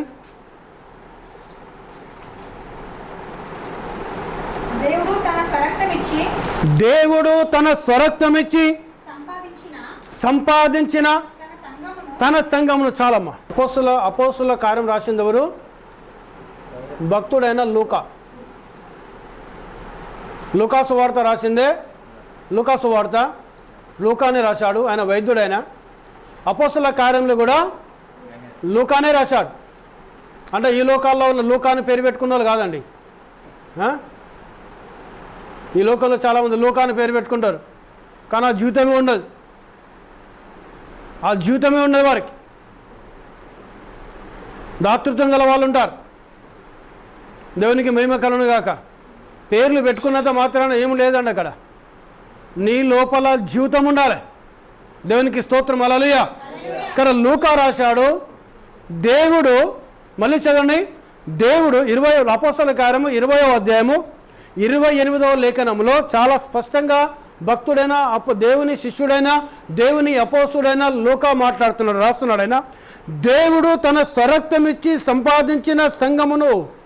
హల్లెలూయా. దేవుడు ఏమిచ్చాడట? తన సొంత రక్తంనిచ్చాడు దేవుడు. ఇప్పుడు రక్తం ఇచ్చింది ఎవరు భూమిన? భూమిన తన రక్తాన్ని చిందించింది ఎవరండి? మానవుల పాపాల నిమిత్తం రక్తం చిందించింది ఎవరు? యేసు ప్రభు కదా? అవునా కదా? హల్లెలూయా. అంటే ఇప్పుడు దేవుడు ఎవరైనాడు? యేసుక్రీస్తు కదా? హల్లెలూయా. ఇక్కడ అపోస్తల పౌలు ఎఫెసీ రాష్ట్ర పత్రికలు ఏమంటున్నాడు? నువ్వు క్రీస్తు యేసు నందున్నప్పుడు దేవుని కృప నీకు వస్తుంది. హల్లెలూయా. ఇప్పుడు దేవుడు ఎవరైనారు? యేసు క్రీస్తు దేవుడైనాడు ఆయన. కాబట్టి నువ్వు యేసు క్రీస్తులో కనుక నీవు ఉంటే అప్పుడు దేవుని కృప ఎక్కడ దిగొస్తుంది? నీ మీనికి దిగొస్తుంది. హల్లెలూయా. అసలు దిగొచ్చుడు కాదండి, ఇంకా చెప్పాలంటే ఆ వాక్యమే శరీరధారి అయి కృప సత్య సంపూర్ణుడిగా మన మధ్యలో నివసించాడు. ఎవరు ఆ వాక్యము? ఆది యందున్న ఆ వాక్యము, దేవుని యందున్న ఆ వాక్యము, దేవుడైన ఆ వాక్యము శరీరధారి అయి. హల్లెలూయా, హల్లెలూయా. దేవునికి మహిమ కలుగునుగా. శరీరధారి అయి కృప సత్య సంపూర్ణుడుగా. ఇప్పుడు నువ్వు యేసు క్రీస్తులో కనుక నీవు ఉంటే ఎక్కడున్నట్టును? దేవుని కృపలో ఉన్నట్టు. అంతేనా కదా? హల్లెలూయా. దీన్ని లిటరల్గా మనం చూస్తే చాలామంది అంటారు, చూసినావా బ్రదర్, ఇక్కడ అపోస్తలుడైన పౌలు అంటున్నాడు దేవుని కృప నీ మీదకి రావాలంటే అక్కడ దేవుడు ఉన్నాడు కదా. లేఖనాలను చూడాలి కదా మనం. అంతేనా కదా? లేఖనాలు ఏం చూడాలి మనము? లేఖనాలను చూడాలి. దేవుడు తన స్వరక్తం ఇచ్చి సంపాదించిన సంఘం. ఇక ఎవరు రక్తం కార్చింది ఎవరు భూమిన? యెహోవా దేవుడు వచ్చి రక్తం కార్చిండా? తండ్రి అయిన దేవుడు వచ్చి రక్తం కార్చిండా? ఎవరు వచ్చిందండి? యేసు క్రీస్తు లోకానికి వచ్చాడు ఆయన. హల్లెలూయా. అంటే ఇప్పుడు ప్రభు అయిన యేసు క్రీస్తు ఎవరైనారో తండ్రి అయిన దేవుడైనాడు. ప్రభు అయిన యేసు క్రీస్తు ఎవరైనారో సృష్టికర్త అయిన దేవుడైనాడు. ప్రభు అయిన యేసు క్రీస్తు ఎవరైనారో నిన్న నేడు నిరంతరం ఏకరీతిగా దేవుడైనాడు ఆయన. హల్లెలూయా. అనగా ఆదాము ద్వారా వచ్చిన పాపాన్ని తీసివేయడానికి దేవుడే మానవ రూపం దిగొచ్చాడు ఆయన. అందుకే ఇక్కడ అపోస్తలుడైన యోహాను రాసిన యోహాను సువార్త 14 మొదటి వాక్యం ఏమంటున్నది? మీరు దేవునందు విశ్వాసం ఉంచుచున్నారు, మీ హృదయములను కలవరపడనీయకుడి, మీరు నా యందును విశ్వాసం ఉంచుడి అన్నాడు ఆయన. అవసరమా కదా? మీ హృదయంలో కలవరపడనీయకుడి, మీ హృదయంలో సందేహం రానియకుడి, మీ హృదయంలో అనుమానం రానియకుడి. నాకు తెలుసు మీరు దేవుని నమ్ముతున్నారని, కానీ నా యందు కూడా మీరు విశ్వాసం ఉంచండి అన్నాడు ఆయన. అంటే ఇప్పుడు నువ్వు ఎవరిలో విశ్వాసం ఉంచాలను? యేసు క్రీస్తులో ఉంచాలి. హల్లెలూయా, హల్లెలూయా. అందుకే ఇక్కడ దేవుని ప్రవక్త చాలా చక్కగా మాట్లాడుతున్నాడు ఆయన. ఇప్పుడు పేజీ నంబర్ 11, 10వ పేజీ నంబర్.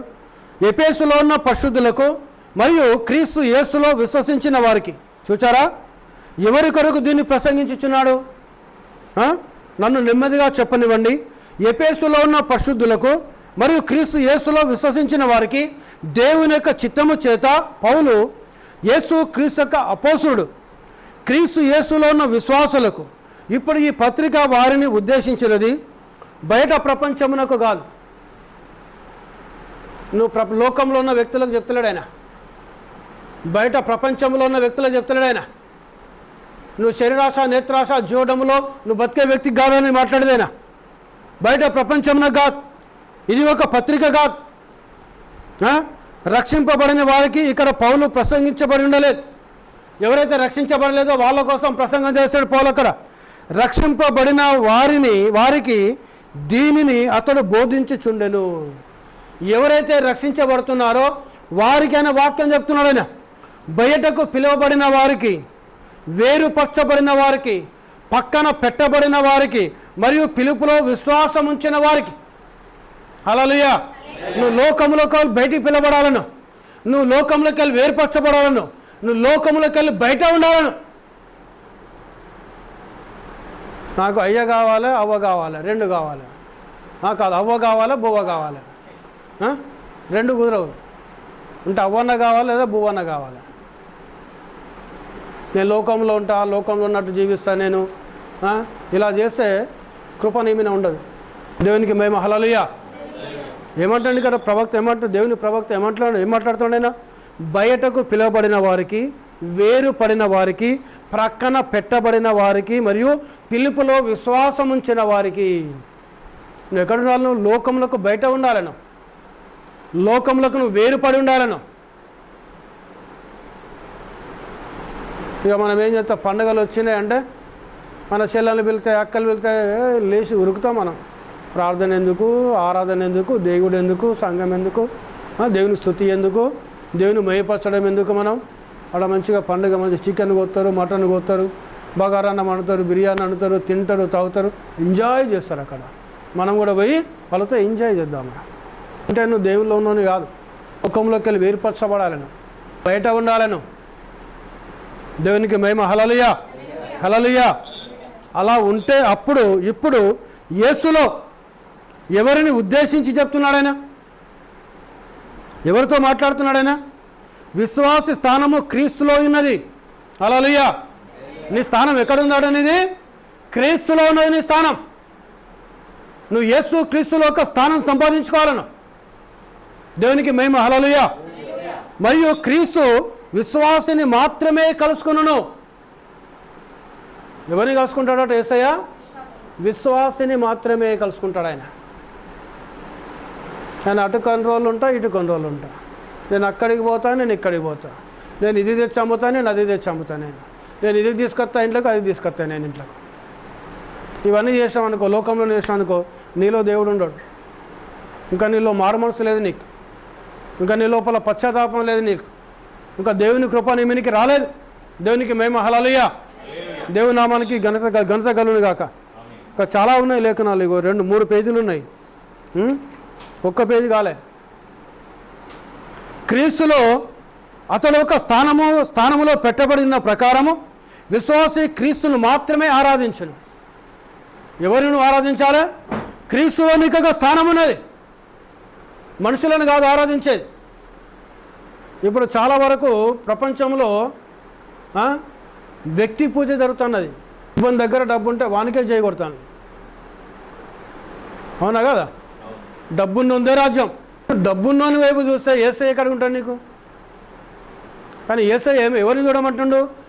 నన్ను చూడమంటుండు ఆయన, ఆయన వాక్యం చూడమంటుండు ఆయన.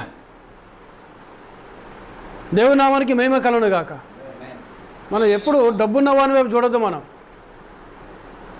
కొంతమంది బాగా చదువుకున్న వాళ్ళ వైపు చూస్తారు. మా పాస్టర్ ఇంత చదువుకున్నాడండి అంటారు. నీ పాస్టర్ చదువు పరలోక రాజ్యాన్ని ఇస్తుందా? నిత్యజీవాన్ని ఇస్తుందా?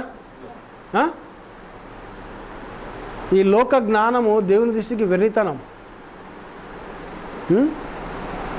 ఎక్కడుండాలి నువ్వు? క్రీస్తులో నీ ఒక స్థానం ఉండాలి. నువ్వు యేసు క్రీస్తును మాత్రమే ఆరాధించాలను.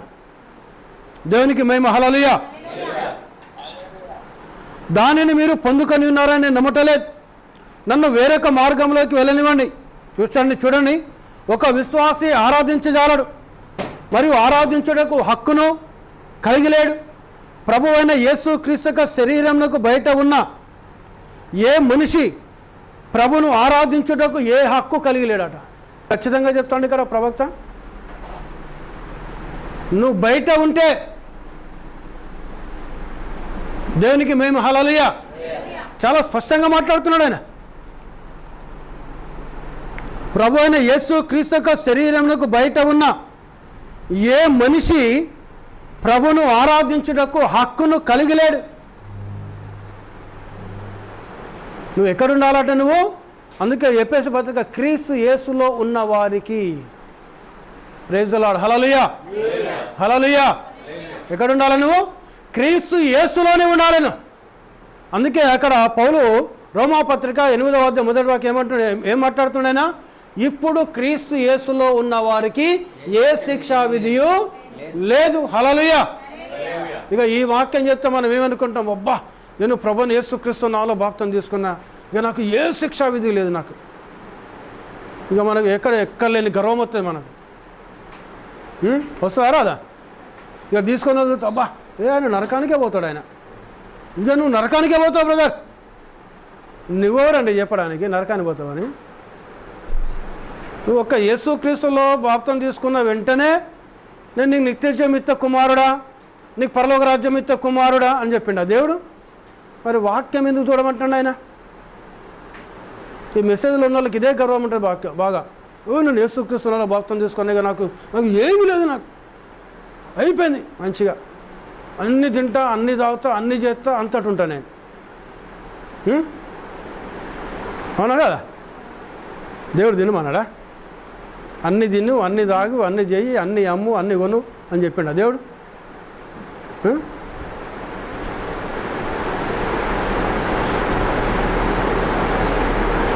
ఒక విశ్వాసం ఇంటికి పోతే మంచిగా గుడంబ కాలుతాడు, అంతేనా బ్రదర్? బట్టి పెట్టిండు గుడంబ కాలుతాడు చెప్పిండు. మళ్ళీ ఏమంటాడు? బ్రదర్ యేసు ప్రభు నమ్ముకోవాలి. నీ ఇంట్లో గుడంబ తయారు చేస్తావు నువ్వు, యేసు ప్రభు అంటావు నువ్వు. పరలోక రాజ్యం ఎక్కడ దాన్ని ఉన్నదా? దేవునికి మహిమ హల్లెలూయా. నువ్వు లోకానుసారంగా జీవిస్తావు నువ్వు, నేను నిత్యజీవం పోతావు. ఎక్కడ పోతావు నువ్వు? వాక్యానికి లోబడవు నువ్వు, నేను నిత్యజీవం పోతా. నేను అంటే ఒక్క యేసుక్రీస్తు నామములో బాప్తిసం తీసుకుంటేనే నేను నిత్యజీవం ఉన్నదా? ప్రవక్త ఎక్కడ కూడా ఆ విధంగా చెప్పలేదండి. నీకు ప్రభువైన యేసుక్రీస్తు నామములో బాప్తిసం తీసుకొని దేవుని యొక్క వాక్యానికి లోబడి జీవించిన వాళ్లకు మాత్రమే నిత్యజీవం ఇస్తాడు ఆయన. హల్లెలూయా. దేవుని యొక్క వాక్యానికి లోబడిన జీవితం లేదు అంటే నువ్వు సరి చేసుకొని బతుకున్నావు. దేవునికి మహిమ హల్లెలూయా. యేసుక్రీస్తు నామమున విశ్వాసం ఉంచాలను. దేవునికి మహిమ. హల్లెలూయా. క్రీస్తు యేసుకు బయట నీవు ఉంటే, ఆయన శరీరానికి నువ్వు బయట ఉంటే ఆయనను ఆరాధించే హక్కు నీకు లేదు. నీవు దాన్ని ఎరిగి ఉన్నావా? వెనుకకు వెళ్ళి మరియు దానిపై ఉన్న కట్టడాలను చట్టాలను తీసుకొనుటకు మనము సమయమున్న ఎడల నువ్వు వెనక్కి రా. దేవుని వాక్యంను తీసుకోను, వాక్యానికి లోబడను. చట్టం అనగా దేవుని యొక్క వాక్యం, ధర్మశాస్త్రం. దేవునికి మహిమ. హల్లెలూయా. అది ఎంతో అందముగా ఉన్న నువ్వు వాక్యం మీద మరలా వస్తే, దేవుని రక్తంలో కరబడని మరలా వస్తే అది ఎంతో అందముగా ఉంటుంది. క్రీస్తులో ఉన్న విశ్వాసికి అతడు దానిని ప్రసంగించెను. ఎవరు చెప్తున్నట్టయినా క్రీస్తులో ఉన్న విశ్వాసితోటే పౌలు మాట్లాడుతుండ అక్కడ. హల్లెలూయా. బయట ఉన్నలతో మాట్లాడటం లేదు ఆయన. ఏ ఒక్క లోకం సంబంధించిన ఏ ఒక్క అలవాటు నీలో ఉన్నా క్రీస్తుకు నువ్వు బయట ఉన్నట్టేను. దేవునికి మహిమ. హల్లెలూయా. గత సాయంకాలము రక్తము దేవుడు కన్యక యొక్క గర్భములోనికి ఎలాగూ వచ్చాడు మరియు సృష్టికర్త తనను తాను ఒక రక్త కణముగా ఎలాగూ చేసుకున్నాడు అనే దాని గురించి నేను మాట్లాడుచుంటుని. ప్రవక్త ప్రసంగం చేస్తున్నట్ట గత దినము సాయంకాలం. సృష్టికర్త తనను తాను ఒక రక్త కణముగా మార్చుకున్నాడట ఆయన. ఎలా మార్చుకున్నాడు ఆయన? ఒక రక్త కణముగా మార్చుకున్నాడు ఆయన. దాని గురించి నేను మాట్లాడుతున్నాను. మరియు కణము వెనుకనున్న కణమును ఒత్తిడి ఒకటి ఆరంభించాను. ఒక కణము ఇంకొక కణము కలుసుకుంటున్నాయట అక్కడ. తెలుసా మన బాడీ అంత ఏంటిది? 16 రసాయన మూలకాలతో మానవ శరీరం నిర్మాణమైనది. 16 రకాల రసాయన మూలకాలు, వాటితోటి మానవ శరీరము నిర్మాణమైనది. దేవునికి మహిమ. హల్లెలూయా. అందుకే రక్త కణము ఒక్కొక్క రక్త కణముగా ఒక శరీరం అవుతుంది. దేవునికి మహిమ. హల్లెలూయా. హల్లెలూయా. మరియు దాని ద్వారా రక్త కణమును విరగొట్టి చిలకరించను, వరను విరగొట్టెను లేదా పరదాను చింపివేశను. అవి వరలో నుండి బయటపడెను. మరియు రక్తము ద్వారా మాత్రమే ఇప్పుడు ఆయనతో సహవాసములోనికి విశ్వాసిని తీసుకొని రాగలిగను. ఎవరిలోకి సహవాసానికి? యేసు క్రీస్తులో సహవాసానికి రక్తము ద్వారా మాత్రమే నేను వస్తున్నాను. యేసు క్రీస్తు యొక్క రక్తము విరవబడింది. యేసు క్రీస్తు యొక్క రక్త కణము విరవబడింది. ఆ పైనుండి పరద చింపివేయబడింది. వరలోకి వెళ్ళి నువ్వు బయటికి వచ్చేసావు. ఎక్కడి చెరలోకి వెళ్ళి? ఆ రక్తం కిందికి నువ్వు వచ్చినప్పుడు సాతాను చెరలోకి వెళ్ళి, దయ్యం యొక్క చెరలోకి వెళ్ళి నువ్వు బయటకు వచ్చావు. వచ్చి ఎక్కడుంటున్నావట నీవు? యేసు క్రీస్తులోకి ఆయనతో సహవాసము చేయడానికి దేవుడు నిన్ను తీసుకొచ్చాడు. హల్లెలూయా. ఈరోజు నువ్వు సహవాసం ఎవరితో చేయాలను? యేసు క్రీస్తుతో చేయాలి. ఈరోజు చాలామంది ఏం చేస్తా, అబ్బో ఆ చర్చికి పోతే కొద్దిమందే ఉంటారు బ్రదర్. ఆ చర్చిలో ఆ చర్చికి పోతే మస్తు మంది ఉంటారు బ్రదర్ అని మనుషులతో సహవాసం చేయని పోతున్నావా? దృష్టి మందిని చూస్తానావంటే నీ మనసు సహవాసం ఎవరితోటి? నీకు మనుషులతోటి, దేవునితో కాదు. అందుకే ప్రవక్త ఏం మాట్లాడుతున్నాడు ఇక్కడ? నీవు రక్తము నీళ్ళు కడిగినప్పుడు, రక్త కణము నీలోకి వచ్చినప్పుడు నువ్వు మందను చూడవు. మందంటే గుంపును చూడను. యేసు క్రీస్తు యొక్క సహవాసములకి నువ్వు రావాలను. హల్లెలూయా. నువ్వు ఎవరితో సహవాసంలో ఉండాలి? నువ్వు యేసు క్రీస్తుతో సహవాసంలో ఉండాలను. యేసు క్రీస్తుతో నువ్వు సహవాసంలో ఉంటే నువ్వు దేవునితో సహవాసంలో ఉంటావు. హల్లెలూయా. నువ్వు యేసు క్రీస్తుతో సహవాసం చేయడానికి రావాలి తప్ప మందిని చూసి సహవాసం చేస్తా నేను, ఎక్కువ మంది ఉన్న చర్చికి పోతా నేను, 100 మంది ఉన్న చర్చికి పోతా నేను, 50 మంది ఉన్న చర్చికి పోతా నేను, 500 మంది ఉన్న చర్చికి పోతా నేను, 1000 మంది ఉన్న చర్చికి పోతా నేను, 1,00,000 మంది ఉన్న చర్చికి పోతానంటే నీ విశ్వాసం ఎక్కడుంది? మనుషుల మీద ఉంది నీ విశ్వాసం. యేసయ్య మీద కాదు, ఆయన వాక్యంలో కాదు. హల్లెలూయా. అవునా కదా? నువ్వు ఈ సహవాసం ఎవరితో సహవాసం చేయడానికి చర్చికి రావాలను? యేసుక్రీస్తు యొక్క రక్తము కిందికి వచ్చి యేసుక్రీస్తుతో సహవాసం చేయడానికి నువ్వు మందిరానికి రావాలి. హల్లెలూయా. అంతే తప్ప మనుషులను జూనికి నువ్వు పోతే, గుంపును జూనికి నువ్వు పోతే యేసయ్య కృప నీ మీద ఉండదు, దేవుని కృప నీ మీద ఉండదు. దేవునికి స్తోత్రం. హల్లెలూయా.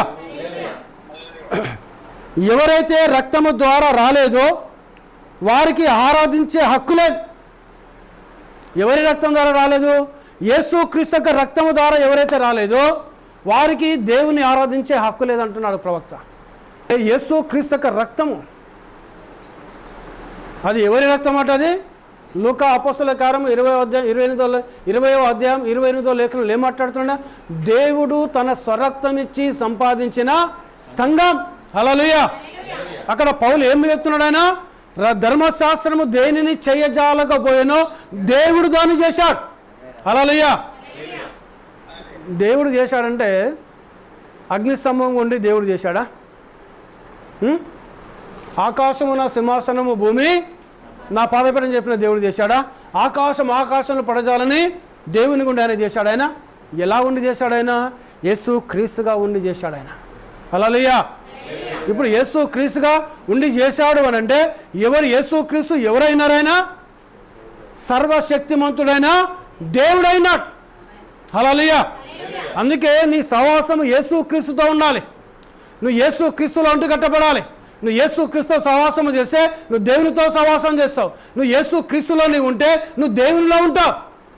ఇంకా యేసు క్రీస్తు ఈరోజు ఎక్కడ ఉన్నాడు? ఆయన కళలో వచ్చి నీతో మాట్లాడితే దెయ్యం మాట్లాడుతుంది, దర్శనంలో వచ్చి మాట్లాడితే దెయ్యం మాట్లాడుతుంది, స్వరం ద్వారా వచ్చి మాట్లాడితే దెయ్యం కూడా మాట్లాడుతుంది. కళ కాదు, దర్శనం కాదు, స్వరం కాదు, వాక్యం.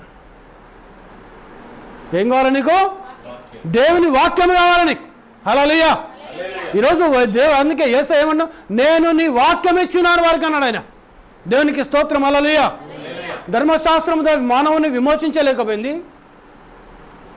చూడండి, అక్కడ స్వాభావికమైన కానాను దేశంలోకి వెళ్ళి ఐగుప్తులోకి వెళ్ళి బయటకు వచ్చేసాడు. మనకు ఆ చరిత్ర అంతా మనకు తెలుసు. కానానులోకి పోయారు వాళ్ళు. మళ్ళీ యోషువ ఏమంటున్నాడు? ఆయన 24వ అధ్యాయం 15వ వాక్యంలో ఏమంటున్నాడు మా యోషువ తెలుసా అండి? మీరు ఎవరిని పూజిస్తారో వాడిని పూజించండి, నేనును నా కుటుంబము యెహోవాను సేవించేద్దామన్నాడు ఆయన. హల్లెలూయా.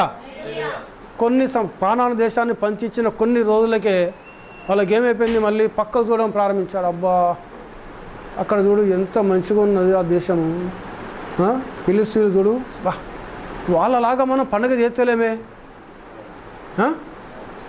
దాగోను గుడిలో దాగోను పండుగ చేస్తున్నారు వాళ్ళు. దున్నపోతులను గోత్తాలు, ఎడ్డను గోత్తాలు మొత్తం విందు చేసి ద్రాక్షరసం పెట్టుకొని మంచిగా తాక్కుంటూ తినుకుంటూ ఫుల్ ఎంజాయ్ చేస్తాను వాళ్ళు. వాళ్ళలాగా మనం చేస్తలేమే. ఏమొచ్చింది వీళ్ళకి ఆలోచన? ఎప్పటికీ యాజకుని దగ్గర పోవాలి, లేవీల దగ్గర పోవాలి, వాళ్ళే వధించాలి. ఈ యాజకుల దగ్గర పోద్దు మనం, లేవీల దగ్గర పోద్దు మనం, వాళ్ళు చెప్పే వాక్యం వద్దు మనకు, ఏదొద్దు మనకు. ఏం చేద్దాం? ఫిలిస్తీన్లు చేస్తాడు, మనం చేద్దాం. మనం మీరు చదవండి, ఇది బైబిల్ చదవండి. లేకపోతే బయలుదేవత ఎక్కడికి వచ్చింది? ఇజ్రాయెల్ మధ్యలోకి. దాగోను దేవత ఎట్లా వచ్చింది? ఇజ్రాయెల్ దేవత ఇజ్రాయెల్లోకి. చుట్టుపక్కల రాజులను చూస్తాను, వాళ్ళ దేశాలను చూస్తాను, వాళ్ళ పండుగలు జరుగుతున్నాయి, ఫుల్ ఎంజాయ్మెంట్ చేస్తాను. మనం కూడా అమ్మ ఇవి చేయొద్దు నువ్వు అంటే, ఎప్పుడు చూడు అన్న ఏంది ఇది చేయొద్దు అంటాడు, అది చేయొద్దు అంటాడు, అన్ని గిదే మాకేం చెప్తాడు, ఇడికి పోవద్దు ప్రార్థనకు అంటాను కొంతమంది. పోవద్దు ప్రార్థనకు. వాళ్ళు చేస్తాడు, మన వాళ్ళు మొక్కేదాన్ని మేము మొక్తానమా? మనం కూడా కొంచెం ఎంజాయ్ చేయాలి కదా, చేయాలవుదా? మనం కూడా ఎంజాయ్ చేయాలి. మళ్ళీ ఆదివారం చర్చి పోయి అయ్యా బాంచాను కాలు మొక్తా, ప్రభా దండం పెడతా, ప్రభా నేను పాపినా క్షమించు ప్రభా. అబ్బా ఇక అనుకుంటా, అబ్బా దేవుడు నన్ను క్షమించండు, దేవుడు నన్ను క్షమించండు. కానీ దేవుడు ఏమంటాడు తెలుసా? ప్రసంగి 11వ అధ్యాయంలో ఒక మాట చదవండి. యవనుడా, నీ మనసుకు వచ్చింది జై, నీ హృదయానికి నచ్చింది జై.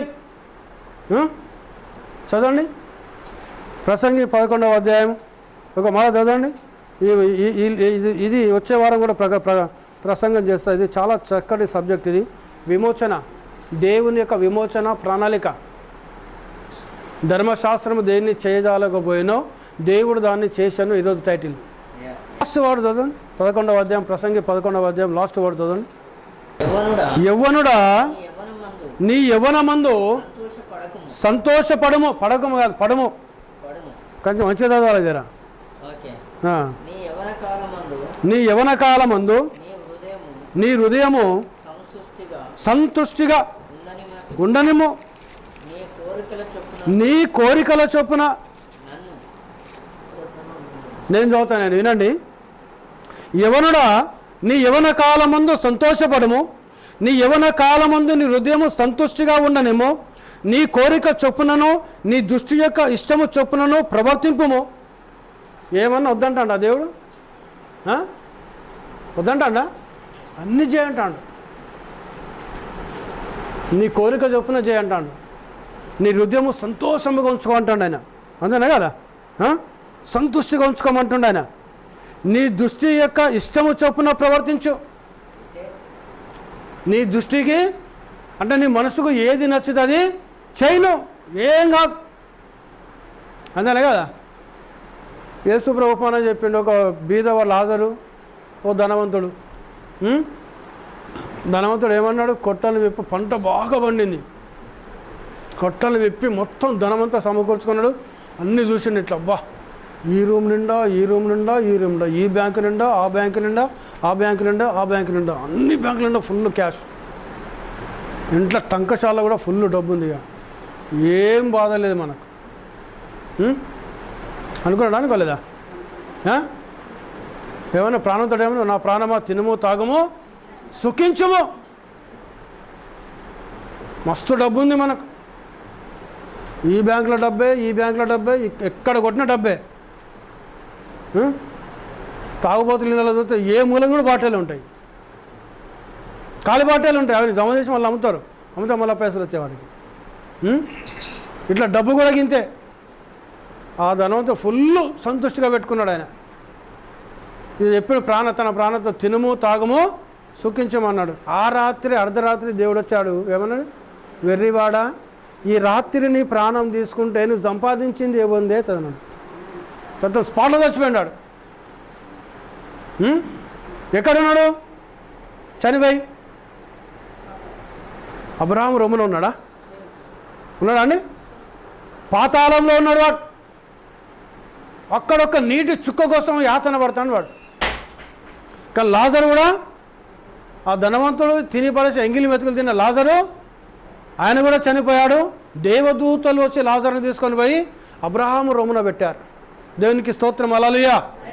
ఇక్కడ వరకు ప్రసంగిని చెప్పేసారు. మనం ఏమనుకుంటాం? అబ్బా దేవుడు ఎంత చక్కని దేవుడు అయ్యా, నా దేవుడు మంచిగా తినమంటాడు, మంచిగా తాగమంటాడు, మంచిగా సుఖించమంటాడు, మనసుకు హృదయానికి సంతోషం పెట్టుకొని హృదయాన్ని అంటాడు. కానీ కింద పెట్టింది చదవండి. కింద ఏమంటాడు? ఏమంటాడు కింద? అయితే వీటన్నిటిని బట్టి దేవుడు నిన్ను తీర్పులోనికి తెచ్చునని జ్ఞాపకం ఉంచుకో. హల్లెలూయా. అన్నీ తిన్నాడు, తాగమన్నాడా? కింద ఏం చేసిండు? బిడ్డను తిన్నదానికి తాగిన దానికి తీర్పు తిన్నాడు. లెక్క అడుగుతా, ఆ లెక్క మొత్తం చెప్పాలి బిడ్డ అన్నాడు. ఎడవాలి వాడు. దీనికి కరెక్ట్ ఎగ్జాంపుల్ ధనవంతుడే కదా, అవునా కదా? వస్తాడా రాడా ధనవంతుడు? యాజ్ ఇట్ ఈజ్ వస్తాడు. ఇక్కడ ఉన్నట్టే అక్కడ ఉంది. అక్కడ ఎడబడిన ధనవంతుడు. ఈ ఉపమానం నేను చెప్పింది కాదు. ఎవరు చెప్పింది? ఇది యేసయ్య చెప్పిందే. హల్లెలూయా. మన ప్రభు చెప్పిన ఉపమానమే. ఆడ చూసి కనులే చూసారకు అబ్రహాము రొమ్మున లాజరు ఉంటే వీనికి మండింది. అబ్బా నేను తిని పడేసిన ఎంగిలి మెతుకులు తిన్న ఈ లాజరు అబ్రహాము రొమ్మున పోయి ఉంటాడా? అమ్మా వీని కుయ్యికి అక్కడ కూడా వీని కుయ్యికి పోతలేదు. ఏమని? నేను ఇక్కడ యాతన పడతానా బాగా. తండ్రివైన అబ్రాహ్మా కేకలెత్తాను. అబ్రాహ్మ అబ్బో బిడ్డ కుమారుడు ఏం చేస్తానా బిడ్డ అంటాడు అబ్రాహ్మ. అయ్యా ఇక్కడ నేను యాతన పడతాను, నీ బిడ్డనే కదా నేను, నీ కుమారునే కదా నేను, ఇక్కడ యాతన పడతాను నేను. ఇక్కడ అగ్ని ఆరదు, పురుగు సావదు. ఎగ్జాంపుల్ చెప్తాడు. మధ్యాహ్నం 1 గంట టైంలో కాళ్ళకి ఏం లేకుండా సిమెంట్ వాడు నిలబడి 1 గంట నిలబడతారా? ఆట ఆడిస్తుంది, డ్యాన్స్ వేపిస్తుంది ఎండ మనల్ని. ఇక్కడ బ్రేక్ డ్యాన్స్ వస్తుంది, ఫోక్ డ్యాన్స్ వస్తుంది, భరతనాట్యం వస్తుంది, కూచిపూడి వస్తుంది, అన్ని డ్యాన్సులు వస్తాయి ఆడ. వస్తాయారా? ఇక్కడ ఉన్న గీ ఎండనే తట్టుకోలేవంటే ఆయన వేసే శిక్ష మామూలుగా అండి. అగ్ని ఆరదు, పురుగు చావదు అక్కడ. హల్లెలూయా, దేవునికి మేము హల్లెలూయా. ఆడ యాతన పడుతుంది, ఒక్క నీడుచుగా ఎవరి పంపు? లాజరు పంపు. అంటే వీని ఉద్దేశం ఏంటి? దగ్గర ఆడ నెమ్మది పొందుతున్నావా, ఇక్కడ వచ్చి నేను యాతన పడితే నా మంట కూడా నీకు అంటాలి అంటాడు లాజరు. ఎంత కుయుక్తి ఉంది, అవునా కదా? వాస్తవమా కదా? అందుకే డబ్బున్నోని మైండ్ ఎక్కడ పోవాడు పిసినారి ఉంటాడు వాడు. వాని మైండ్ అంతా డబ్బుని ఉంటుంది వాడిని. అక్కడ అబ్రాహాము రొమ్ములు ఉన్నాడా, నా ఎంగిలి మెతుకులు తిన్నాడు, ఎట్లనైనా పిలుస్తానండి ఇక్కడికి. కానీ దేవుడు గొప్పవాడు. హల్లెలూయా. దేవుడు ఎలాంటి వాడండి? గొప్పవాడు. ఆయన నామానికి మహిమ కలుగును గాక. జడ్జిమెంట్ అయిపోయింది అక్కడ. వీడు ఎన్ని పాత్రలు ఉండాలి, లాజరు అబ్రాహాము రొమ్మున ఉండాలి. హల్లెలూయా. జడ్జిమెంట్ చేసేసిండు. ఒక్క చుక్క పంపి రాజు, తండ్రి అని అబ్రాహ్మా, ఆయనకు తండ్రివే నాకు తండ్రివే అంటాడు. కుమారుడా, నీ బతికిన కాలం అంతా నువ్వు ఎట్లా బతికినావు? నువ్వు నీ మనసుకు నచ్చిన ప్రకారము జీవించినావు. ఒక్క ముద్ద నీ ఇంట్లోకి పిలిచి లాజరుకి అన్నం పెట్టినావా? పెట్టినావా? అయ్యా పెట్టలేదయ్యా, అయినా నేను బడెత్తు తిన్నాడు కదా, ఏం పడేసినావు? మరి ధర్మశాస్త్రం చెప్పలేదా బిడ్డ, నిన్ను వల్ల నీ పొరుగువాన్ని ప్రేమించు అని? ఆజ్ఞ ఇయ్యలేదా మోసే వచ్చి? హల్లెలూయా. మరి నీ పొరుగువాన్ని ప్రేమించినావా నువ్వు? దేవునికి స్తోత్రం. హల్లెలూయా. నువ్వు బడేస్తే తిన్నది, నువ్వు పడేయకపోతే కడుపు మాడదే కదా అనేది లాజరుది. కళ్ళమంట దానం వీనికి, ధనవంతునికి.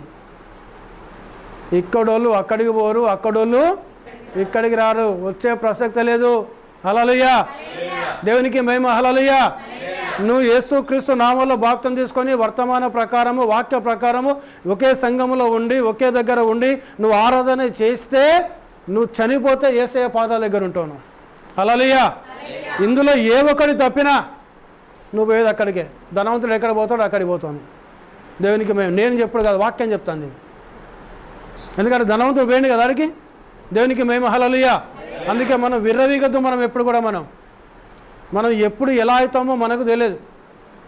మన బతుకు ఎప్పుడు ఎలా ఉంటుందో మనకు తెలియదు. ఉన్న కాలంలో దేవునికి నమ్మకముగా ఒకే సంఘములో ఉండి, ఒకే దగ్గర ఉండి, సంఘములో ఒక స్తంభముగా నీ ఉండి, వర్తమానం పట్టుకొని, వాక్యం పట్టుకొని, సాధ్యమైనంత వరకు నీ శాయ శక్తుల వాక్యానికి లోబడి జీవించను.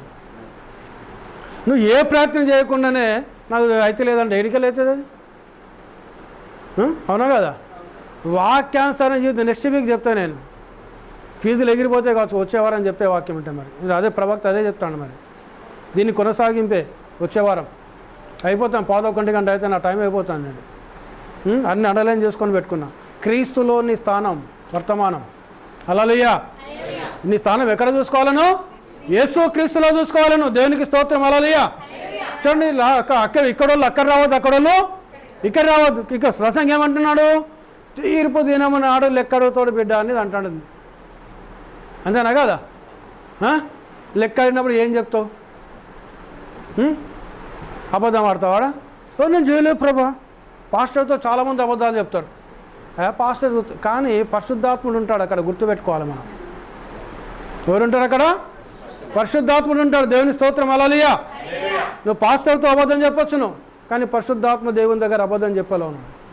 ఒక దినం నాడు స్క్రీన్ మీద పెడతాడు ఆయన, అన్నీ బట్టబయలైపోతాయి. నాది నీది అందరిది. నేనేం గురువుని కాదు, అర్థమైందా? నేనేం యేసయ్యకు గురువుని కాదు, అందరిది బట్టబయలవుతుంది. దేవునికి స్తోత్రం. హల్లెలూయా. దేవునికి మహిమ కలుగును. అందుకే యేసయ్యలో నీవు ఉండడానికి ప్రయత్నం చేయి. క్రీస్తులోని ఉండడానికి ప్రయత్నం చేయి.